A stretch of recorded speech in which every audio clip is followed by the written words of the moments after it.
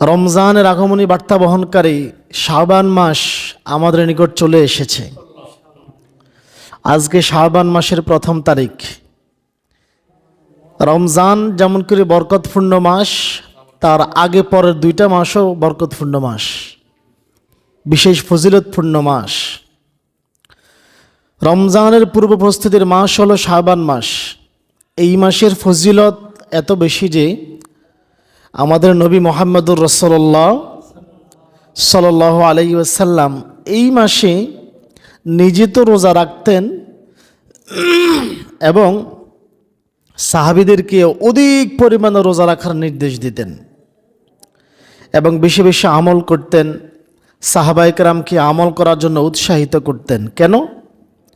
যাতে এই মাস থেকে যখন শাবান মাস থেকে যখন অভ্যস্ত হয়ে যাবে, শাবান মাস থেকে যখন রোজা রেখে নফল ইবাদত করে অভ্যস্ত হয়ে যাবে, তাহলে রমজানে আর বেশি কষ্ট হবে না, এটা কষ্ট মনে হবে না।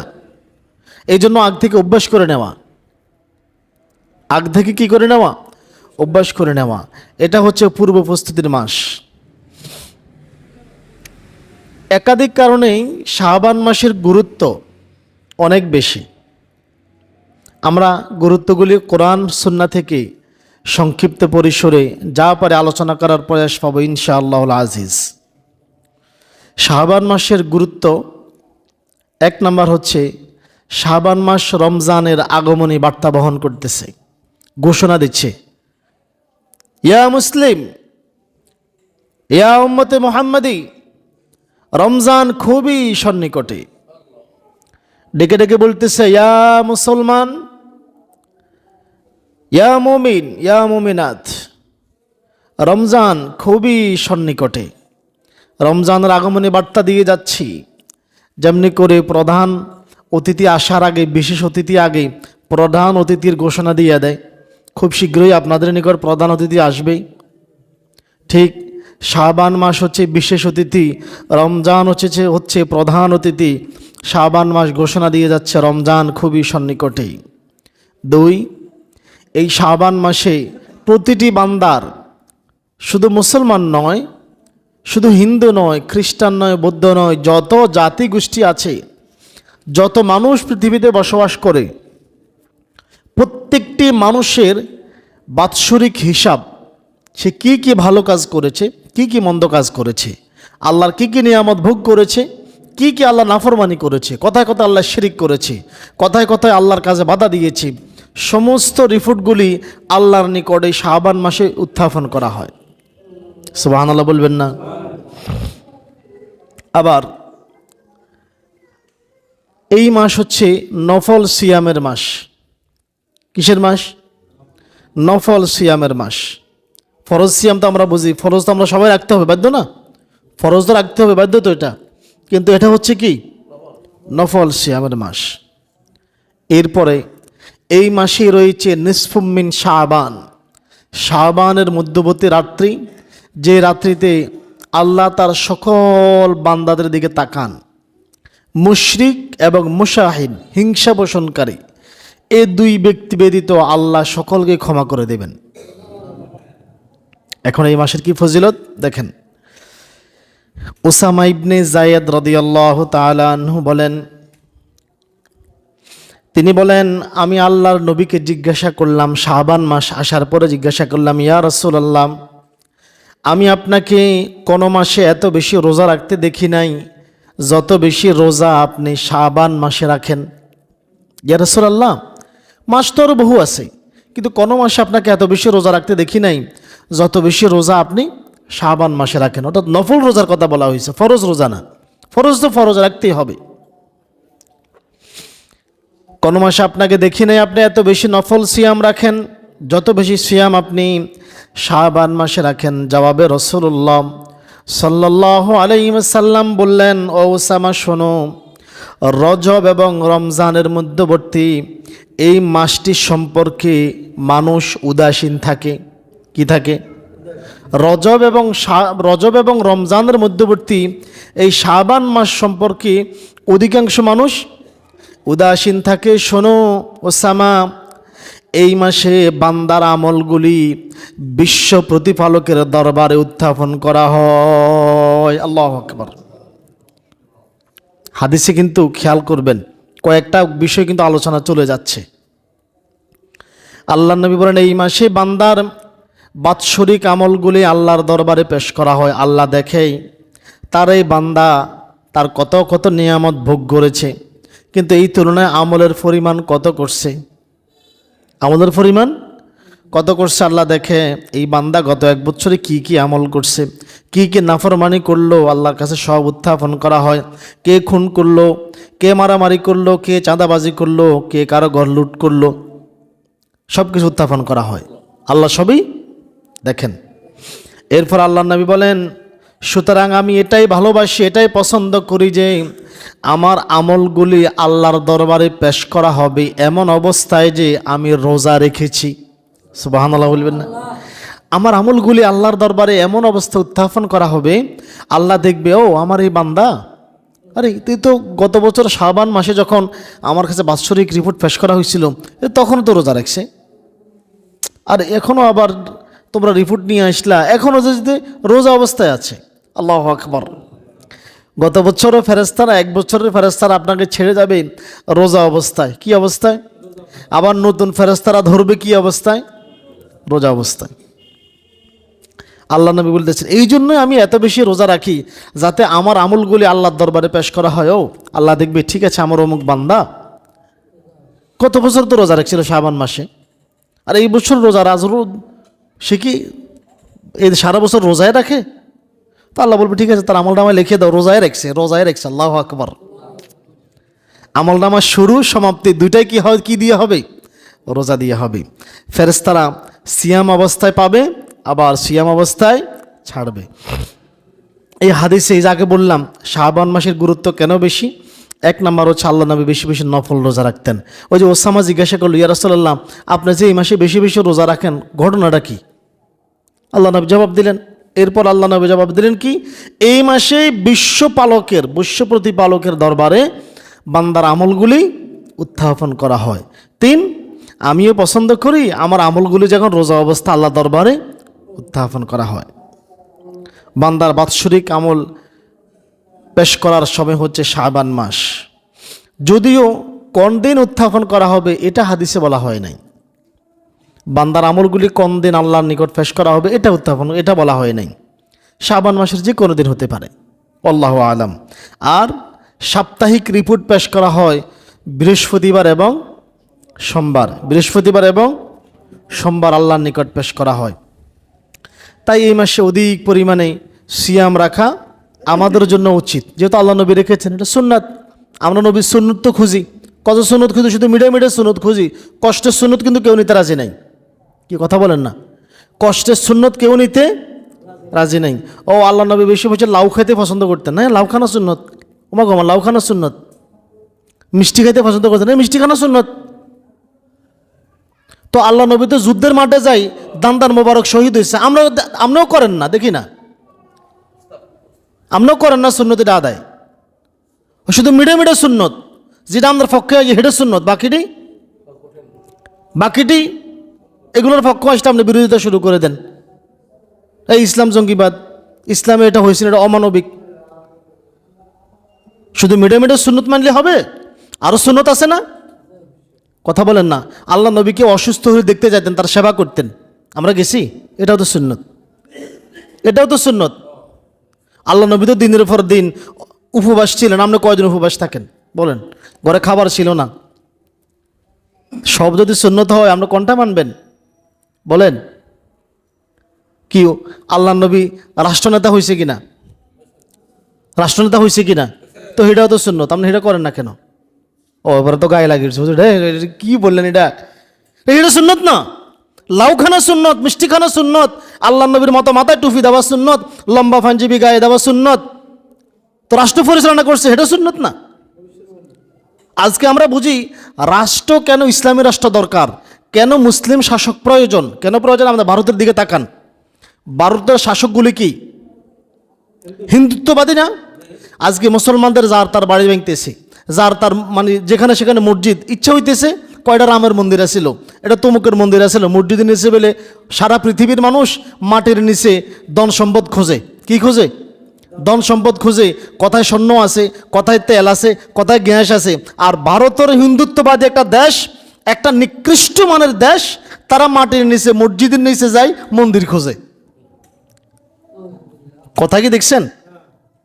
আজকে যদি ভারতে কোনো মুসলিম শাসক থাকতো এটা হতে সম্ভব হইতো এটা? কিন্তু আজকে মুসলিম শাসন নাই, ইসলামী শাসন নাই, মুসলিম শাসকও নাই। ইসলামী রাষ্ট্র তো নয়, মুসলিম শাসকও নাই। যার কারণে যখন তখন যার তার মুসলমানদের বাড়িতে হামলা হচ্ছে, ইচ্ছা হইতেছে একটা মাদ্রাসা ভেঙে দিচ্ছে, ইচ্ছা হইতেছে একটা মসজিদ ভেঙে দিচ্ছে। তো সুন্নত মানে কি? সুন্নত মানে ঘরে বসে বসে আপনি ইল্লাল্লাহ ইল্লাল্লাহ জিকির করবেন, এটা সুন্নত? এটা সুন্নত? খানকায় বসে বসে আপনি খাইবেন আর মানুষ আনে দিবে, এটা সুন্নত? সুন্নত আরও আছে, সবগুলোই সুন্নত। সব মানলে সব সুন্নতে মানতে হবে, একটা মানলে হবে না। তাহলে শাবান মাসে আল্লাহ নবী সিয়াম রেখেছেন, এটাও সুন্নত। আশেকের রাসূলরা কথায় সারা বছর যে আশেকের রাসূল বলে দাবি করেন জিলিপি খাওয়ার জন্য, তো শাবান মাসে রোজা রাখে দেখান না আল্লাহ নবীর মতো, বেশি বেশি রোজা রাখে দেখান, তাহলে বুঝবো আপনি আশেকের রাসূল। আন আয়েশা রাদিয়াল্লাহু তাআলা আনহা ক্বালাত, আয়েশা রাদিয়াল্লাহু তাআলা আনহা বলেন, ওয়া মা রাআইতু রাসূলুল্লাহি সাল্লাল্লাহু আলাইহি ওয়াসাল্লাম ইস্তেকমালা সিয়ামা শাহরিন কত্তু ইল্লা রমাদানাম, আমি আল্লাহর নবীকে কখনো মাসব্যাপী রোজা রাখতে দেখি নাই, ইল্লা রমাদান, কিন্তু রমজান মাস ব্যতীত। রমজান মাস তো ওটা ফরজ, রোজা রাখতেই হবে, কিন্তু কোনো মাসে এইভাবে মাসব্যাপী সারা মাস রোজা রাখতেছেন এমনটা আমি দেখি নাই। সারা মাস রোজা রাখতেন, একেবারে সারা মাস রোজা রাখতেন। ওমা রাআইতাহু, এমনটা কখনো হয় নাই। কিন্তু ওমা রাআইতাহু ফি শাহরিন আকসারা মিনহু সিয়ামান ফি শাবান, কিন্তু আমি আল্লাহ নবীকে এত অধিক সিয়াম অন্য কোনো মাসে রাখতে দেখি নাই, যত বেশি সিয়াম তিনি শাবান মাসে রাখতেন। কোন মাসে রাখতেন? এখানে কিন্তু নফল রোজার কথা বলা হচ্ছে, ফরজ রোজা না। কিন্তু ফরজ তো রমজানের রোজা, কি কথা বোঝেন নাই? 5 ওয়াক্ত নামাজ ফরজ, জোহরের 4 রাকাত পড়া কি ফরজ, ফজরের 2 রাকাত পড়া কি ফরজ, আসরের 4 রাকাত পড়া ফরজ। এখন কেউ যদি ফরজগুলো পড়ে সেও মুসলমান থাকবে, অসুবিধা নেই, কিন্তু সুন্নত না পড়ার কারণে তার আমলে একটা ঘাটতি কি থেকে যাবে, আমলে একটা ঘাটতি থেকে যাবে। সুন্নত পড়লে বোঝা যাবে হ্যাঁ সে পূর্ণাঙ্গ মুসলমান। এখন ফরজ তো আপনি আদায় করতে হবে, ফরজের পাশাপাশি আপনি কী কী নফল রোজা আদায় করেছেন আল্লাহ তো সেটাও দেখবে। ফরজ তো আপনি আদায় করতে বাধ্য, কিন্তু আপনি স্বেচ্ছায় কোনটা আদায় করছেন আল্লাহ সেটা দেখবে না। এখন আম্মা জান আয়েশা বলেন, আল্লাহ নবীকে অন্য কোনো মাসে এত বেশি রোজা রাখতে দেখি নাই, যত বেশি রোজা তিনি শাবান মাসে রাখতেন।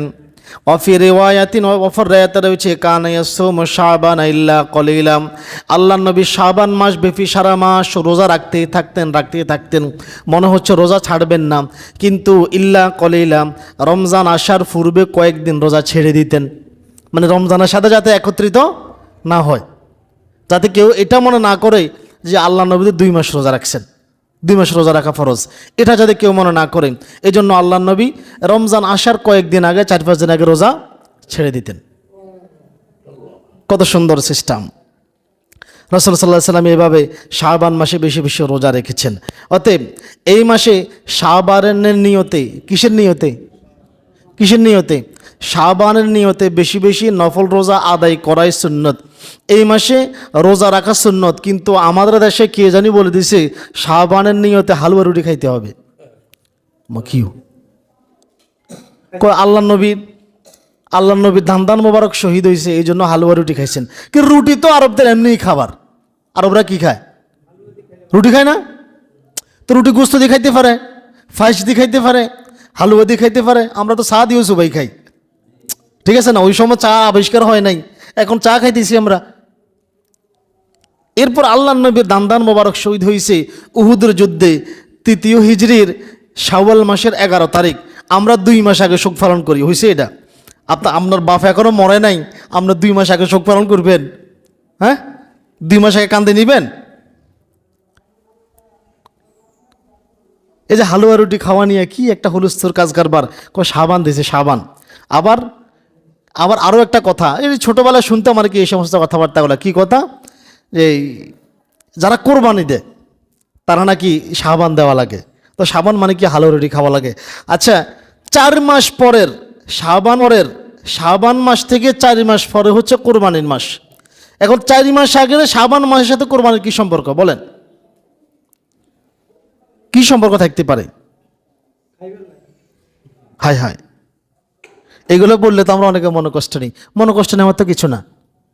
ধর্মটাকে ধর্মের মতো মানেন, আর এটা ধর্ম না, জীবন ব্যবস্থা। ইসলাম তো একটা জীবন ব্যবস্থা, এটাকে পূর্ণাঙ্গ জীবন ব্যবস্থা হিসেবে মানেন। হালুয়া রুটি খাওয়ার নাম শাবান মাস আদায় করা নয়। শাবান মাস হচ্ছে শাবানের নিয়তে রোজা রাখা, শাবানের নিয়তে কি করা। আবার অনেকে বলে যে তাফা দিছি, তাফা দেউন কিন্তু আমি তো বুঝলাম না, আমি আজ পর্যন্ত বুঝি না। শাবান মাসে তাফা দেয়, মহিলারা বেশি বলে তাফা দেয়। তাফার হিসেব কিন্তু আমি আজও বুঝি নাই, আল্লাহু আলাম। এখন আল্লাহ নবী যেহেতু শাবান মাসে নফল রোজা রাখতেন, মাসব্যাপীও আমাদের কিছু কিছু নফল রোজা রাখার প্রয়োজন আছে। আর আপনি যে নফল রোজা রাখবেন, এটার কি ফজিলত, কি গুরুত্ব, কেন রাখবেন জানতে হবে না? কেন রাখবেন দেখেন, মহান আল্লাহ তাআলা চান বান্দা স্বেচ্ছায় তার গোলামি করুক। কিভাবে? কথা বলেন না। বান্দা স্বেচ্ছায় তার, আমাদেরকে আল্লাহ ফেরেশতাদের মতো বানান নাই। ফেরেশতাদেরকে যে আদেশ দেওয়া হয় সেটা সে মানতে বাধ্য, সে এখান থেকে লড়ার সুযোগ নেই। কিন্তু আল্লাহ তাআলা মুসলমান মানুষদেরকে এমন করেন নাই। আল্লাহ মানুষকে স্বাধীন চিন্তা শক্তি দিয়েছেন। এই জন্য আল্লাহ পছন্দ করেন বান্দা স্বেচ্ছায় গোলামি করুক। কীভাবে? স্বতঃস্ফূর্তভাবে নিজ থেকে আল্লাহকে বুঝে, আল্লাহকে জেনে, আল্লাহর ক্ষমতা বুঝে, আল্লাহকে ভয় করে, আল্লাহর প্রতি শ্রদ্ধা নিয়ে তার আনুগত্য করবে। আল্লাহ এটাই পছন্দ করে। এটা নয় যে আল্লাহ বাধ্য করতেছে যে তোমরা করতেই হবে। যদি এমনটা হইতো তো আল্লাহ বলে দিত ফজরের নামাজ না পড়লে নাস্তা কাটা। কথা বলেন না? কি, আমরা এক প্রাইভেট প্রতিষ্ঠানে চাকরি করি, একদিন যদি না যায় ওই দিনের কি বেতন কাটে। কোনো একটা ক্লাস মিস করলেও ওই ক্লাসের বেতন কাটা। তো আল্লাহ যদি এমনটা করতো অবস্থাটা কি হইতো বলেন? আল্লাহকে বাধ্য করছে? বাধ্য করে নাই। আল্লাহ বলছে তোমরা স্বতঃস্ফূর্তভাবে আমি আল্লাহর আনুগত্য করো, আল্লাহ এতে করে সন্তুষ্ট। কেননা মানুষ সৃষ্টির শ্রেষ্ঠ জীব, সৃষ্টির কি শ্রেষ্ঠ জীব। আর আল্লাহর কাছে এটাই পছন্দনীয় যে, কারণ কি, আল্লাহ যদি ভয় দেখায় অন্য কোনো বিপদ আপদে ফালাই আপনাকে রোজা রাখতে বা আল্লাহর ইবাদত করতে বাধ্য করতো, এটা বেশি দিন থাকতো না। দেখেন না, রাষ্ট্রে কোনো নেতা জোর করেই ভয় দেখায় তার দলের লোক বেড়েছে না? কিন্তু দল মানে ওই দলের ক্ষমতা শেষ, ওই লোকের উল্টিতে আর সময় লাগছে নাকি? সময় লাগে? আপনি একটা দল করেন, এখন জোর করে আরেক দলের নেতা আসে, তারা ক্ষমতায়, জোর করে আপনার বিরুদ্ধে মামলা দিয়ে হামলা দিয়া আপনারা ওই দলে নিয়ে নিল। এখন দল যখন ক্ষমতা ছাড়িয়ে দিল তখন আপনার কথায় চলে যাবেন। আপনার মনে তো রয়েছে আমি হিডারে ভালোবাসি, ভয়ে পড়ি না এটা করি। কিন্তু আল্লাহ এমনটা চায় না। না বান্দা, আমি এমনটা চাই না। আমি চাই তোমরা স্বেচ্ছায় আমার কাছে ফিরে আসো। মানুষ স্বতঃস্ফূর্ত যেই সকল ইবাদত করে তার মধ্যে অন্যতম হচ্ছে রোজা। অন্যতম হচ্ছে রোজা বা নফল রোজা। কেননা রোজা বান্দাকে জোর করে রাখানো যায় না। জোর করে রাখানো যায়? নামাজের ব্যাপারে সামাজিকভাবে জোর করি, নামাজ পড়লি না কেন, মায়ে মারলো, বাপে মারলো, শিক্ষকরা মারে, ভয়ে নামাজ পড়তে পারে, ঠিক আছে না, সম্মানের ভয়ে নামাজ পড়তে পারে। কিন্তু রোজা এমন এক ইবাদত, এটা কাউকে ভয় করে, কারো মারধরের ভয় করে বা কাউকে ভয় দেখিয়ে এই রোজা আদায় করানো যায় না। রোজা মানুষ অন্তর থেকে নিজের স্বেচ্ছায় রাখে। কিভাবে রাখে? রোজা মানুষ স্বেচ্ছায় রাখে আল্লাহর সন্তুষ্টির জন্য। একমাত্র কার সন্তুষ্টির জন্য?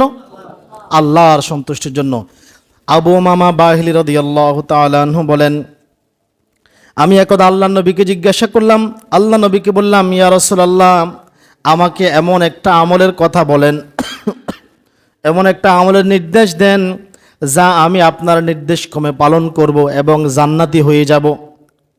আল্লাহ নবী বললেন, শোনো আবু উমামা বাহিলি, তোমাকে বলি তুমি নফল রোজা আদায় করো। কি রোজা?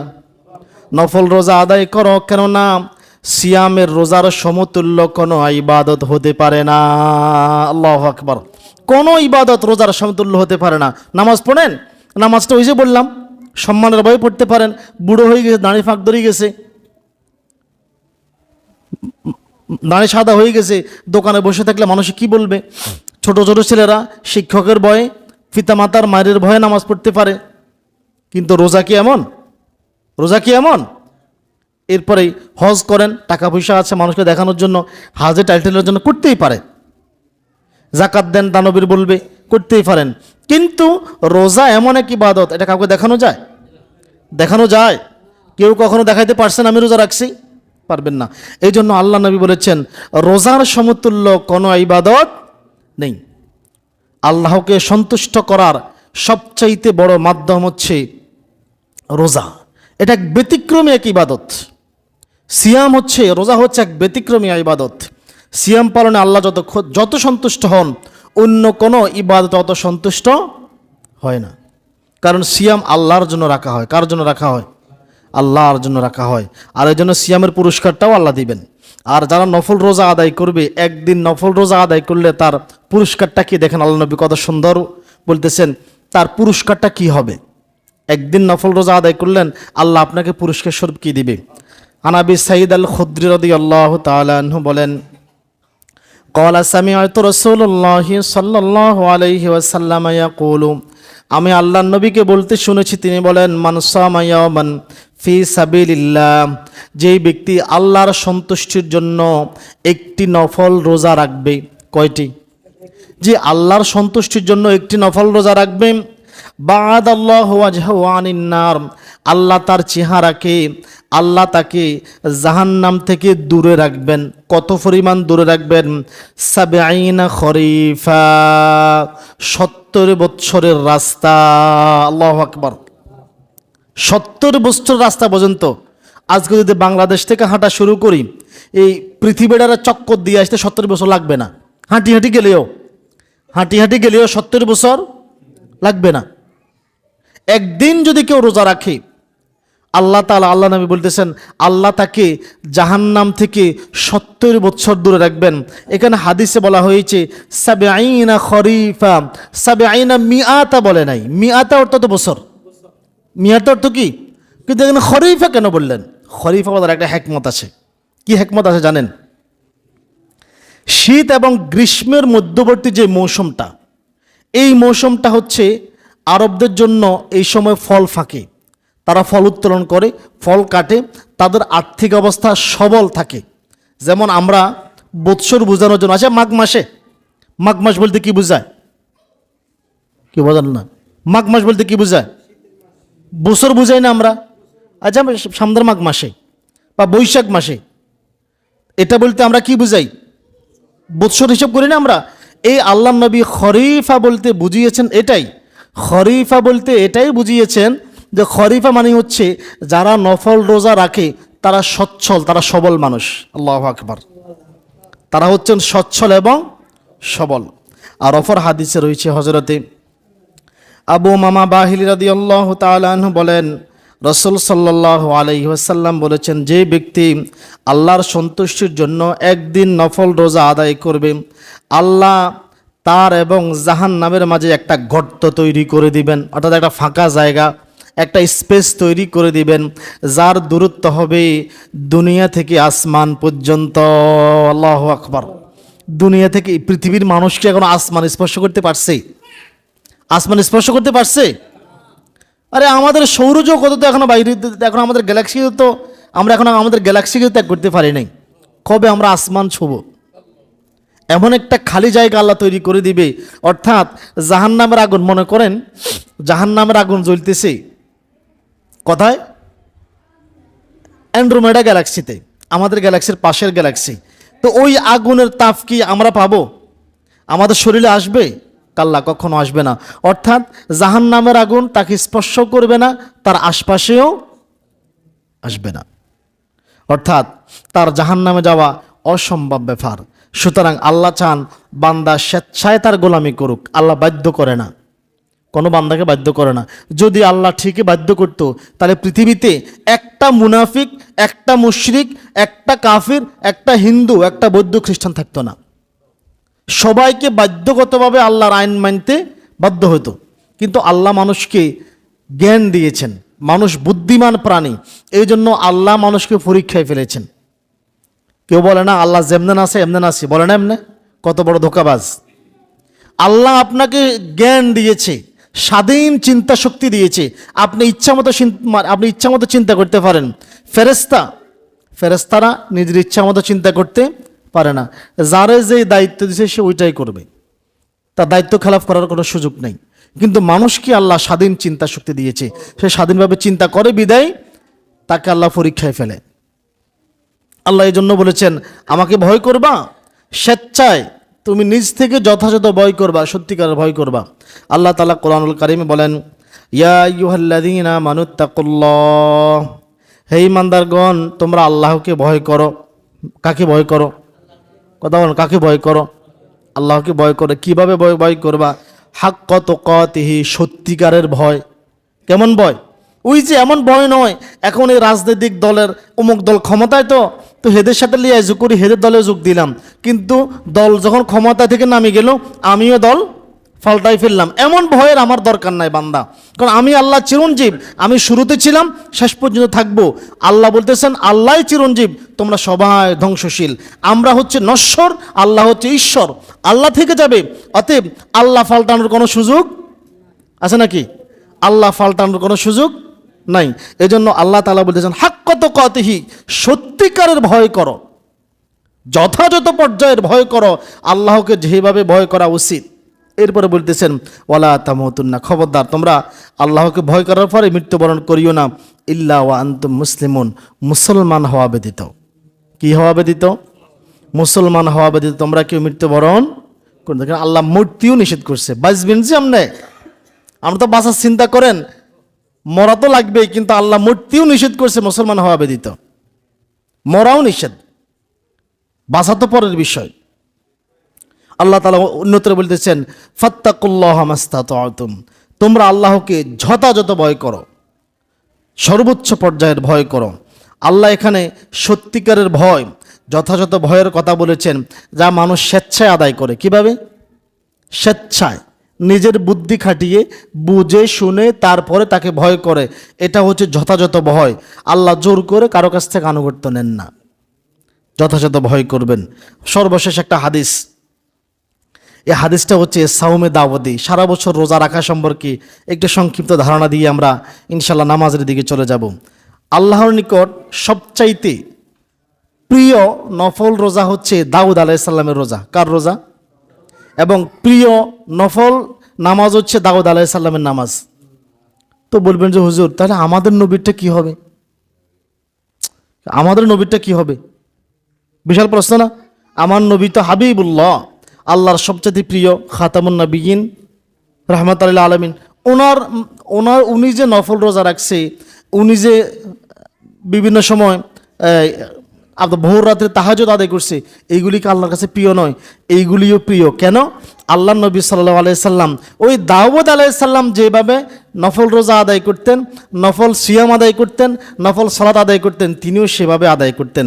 আব্দুল্লাহ ইবনে আমর ইবনে আল-আস রাদিয়াল্লাহু তাআলা আনহু বলেন, আল্লাহ নবী সাল্লাল্লাহু আলাইহি ওয়াসাল্লাম বলেছেন, লাহু আহাব্বুস সালাতি ইলাল্লাহি সালাতু দাউদ আলাইহিস সালাম, আল্লাহ তাআলার নিকট নফল সালাতের মধ্যে সবচাইতে প্রিয় সালাত হচ্ছে দাউদ আলাইহিস সালামের সালাত, দাউদ আলাইহিস সালামের নামাজ।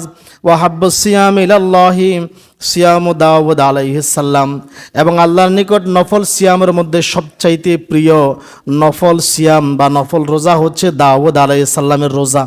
কেন এত প্রিয়? কারণটা দেখেন। আল্লাহ নবী বলেন দাউদ আলাইহিস সালাম ওয়াকানা ইউনামু নিসফুল লাইলি, তিনি রাত্রের অর্ধেক ঘুমাতেন। রাত্রের অর্ধেক কতটুকুন? ঘন্টা বলেন, 6 ঘন্টা না? দাউদ আলাইহিস সালাম 6 ঘন্টা ঘুমাতেন। ওয়ায়াকুমু সুলুসাহু, রাতের 3 ভাগের 1 ভাগ।